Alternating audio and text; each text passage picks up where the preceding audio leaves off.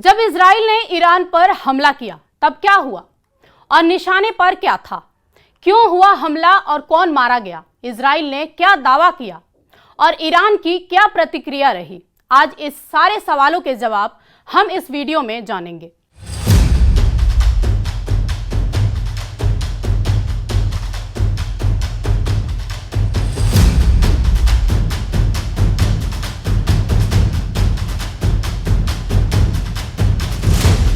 नमस्कार, आप देख रहे हैं न्यूज 18 का डिजिटल प्लेटफॉर्म और आपके साथ मैं हूं कविता। शुक्रवार 13 जून 2025 जब इजराइल ने ईरान पर हमला किया। इजराइल ने ईरान पर बड़े पैमाने पर हवाई हमले किए।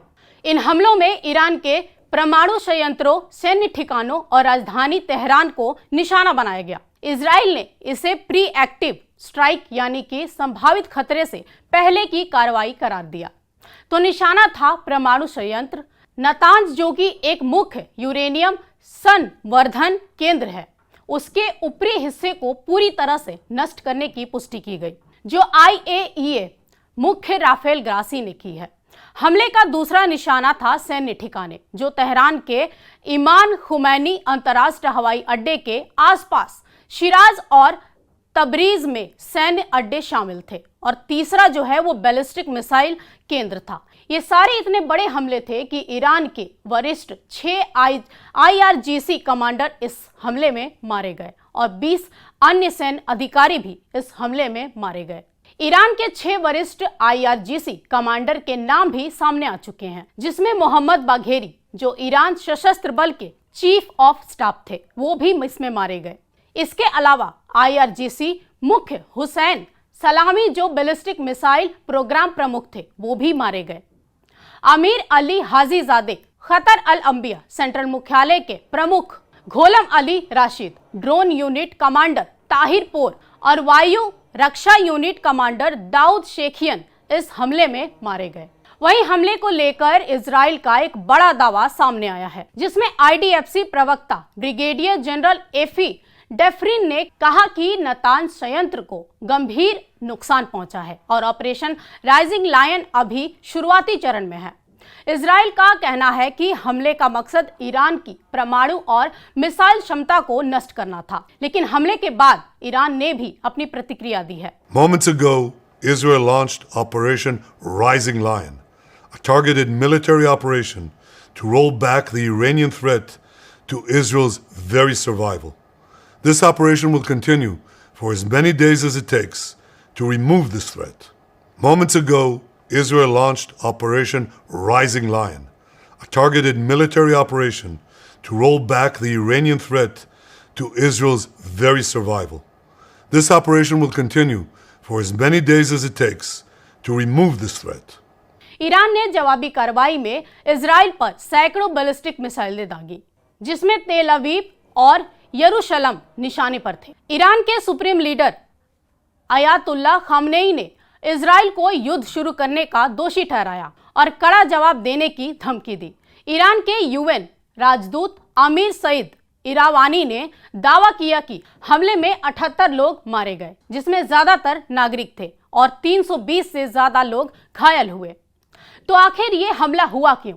क्या थे कारण? इजराइल का मानना है कि ईरान का परमाणु कार्यक्रम उनके लिए अस्तित्व का संकट है। नेतन्याहू ने दावा किया है कि ईरान तेजी से परमाणु हथियार बना रहा था।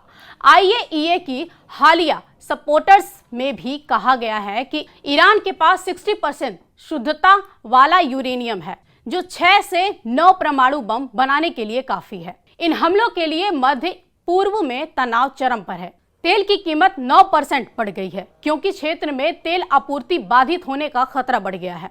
अंतर्राष्ट्रीय समुदाय संयम बरतने की अपील कर रहा है, लेकिन दोनों देशों के बीच पूर्ण युद्ध की आशंका गहरा रही है। तो आगे क्या? आगे ये तनाव युद्ध में बदलेगा या कूटनीति कोई रास्ता निकालेगी, ये तो वक्त ही बताएगा। लेकिन एक बात साफ है कि मध्य पूर्व की ये जंग पूरी दुनिया को प्रभावित कर सकती है। भारत जैसे देश पर भी इसका असर पड़ेगा, क्योंकि हमारी 50% से ज्यादा ऊर्जा खाड़ी देशों से आती है। तो ये थी पूरी कहानी इजराइल ईरान के बीच 13 जून 2025 को हुए उस हमले की, जिसने दुनिया को हिला कर रख दिया। आप क्या सोचते हैं, क्या ये युद्ध की शुरुआत है? कमेंट बॉक्स में जरूर बताएं।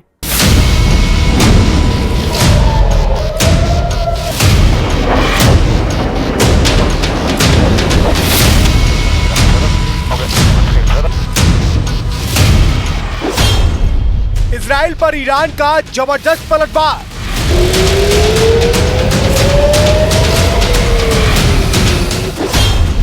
ईरान ने इजराइल पर दागी बैलिस्टिक मिसाइल।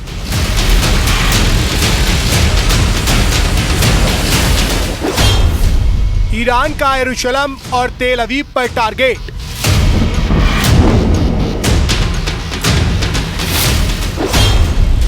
ईरान के हमले से इजराइल में भारी नुकसान।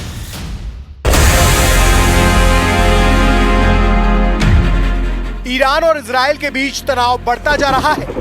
इजराइल के हमले के बाद ईरान ने जबरदस्त पलटवार किया है। इजराइल की राजधानी तेल अवीव में हमले के सायरन बज रहे हैं। ईरान ने जवाबी कार्रवाई में इजराइल पर करीब 200 बैलिस्टिक मिसाइल दागी है। हमले में इजराइल की वॉर मिनिस्ट्री को बहुत बड़े नुकसान का दावा किया जा रहा है।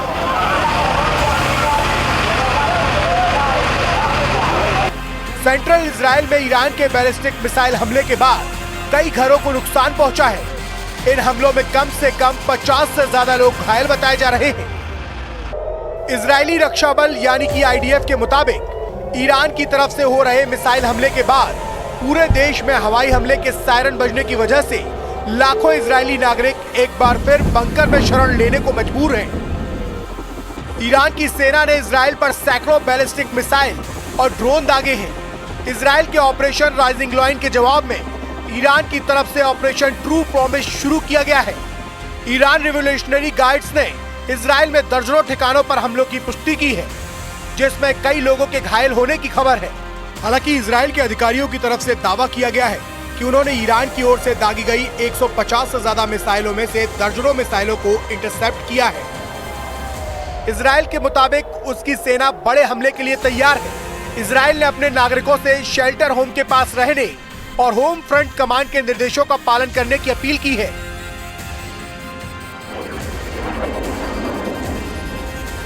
कुल मिलाकर दोनों देशों के बीच भयंकर जंग शुरू हो चुकी है। इजराइल के हमलों से बौखलाया ईरान पूरी दुनिया को चुनौती दे रहा है। ईरान का कहना है कि जो भी इस जंग में इजराइल का साथ देगा उसे ईरान अपना दुश्मन मानेगा। ईरान की यह चेतावनी सीधे सीधे अमेरिका को दी गई धमकी मानी जा रही है।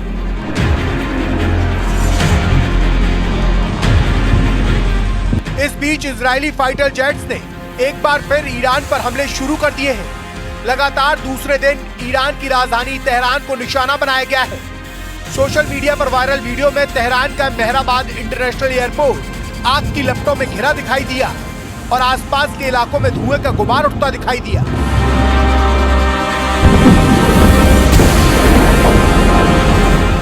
वहीं दूसरी ओर ईरान के हमले के बाद इजराइल की राजधानी तेल अवीव और यरूशलेम में लगातार सायरन बज रहे हैं। इजरायली सेना ने कहा है कि उसका एयर डिफेंस सिस्टम ईरानी हमलों को रोकने के लिए काम कर रहा है।